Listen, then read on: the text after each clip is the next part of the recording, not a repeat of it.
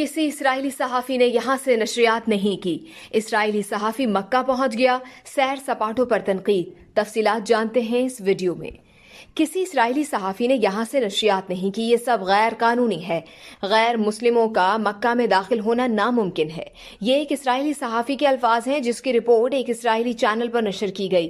اسرائیل کے channel 13 news کی ایک 10 منٹ کی رپورٹ پر شدید تنقید کی جا رہی ہے، جس میں صحافی گل تیماری سعودی عرب کے مقدس شہر مکہ میں ان مقامات کا دورہ کرتے ہیں جہاں غیر مسلم افراد کا داخلہ ممنوع ہے۔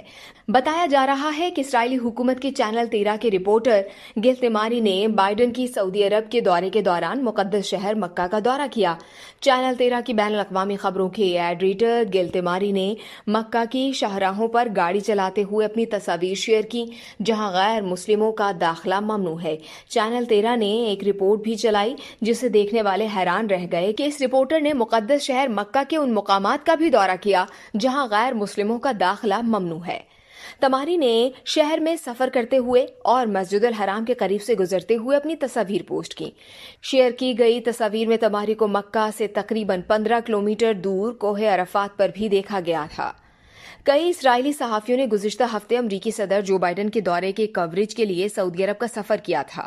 ابھی اس حوالے سے کچھ نہیں کہا جا سکتا کہ سعودی حکام نے اسرائیلی صحافی کو مکہ جانے کی اجازت دی تھی یا وہ چھپ کر مقدس مقامات میں داخل ہوئے۔ اس رپورٹ کی نشریات اور تنقید کے بعد اسرائیلی صحافی نے معافی مانگتے ہوئے کہا کہ وہ مکہ اور اسلام کی خوبصورتی دنیا کو دکھانا چاہتے تھے تاکہ مذہبی رواداری کو فروغ مل سکے۔ اس سلسلے میں اسرائیلی صحافی نے باضابطہ معافی مانگی اور کہا کہ ان کا ارادہ مسلمانوں کے جذبات کو مجروح کرنا بالکل نہیں تھا۔ اگر کسی کو اس ویڈیو سے دکھ پہنچا ہے تو میں معافی چاہتا ہوں۔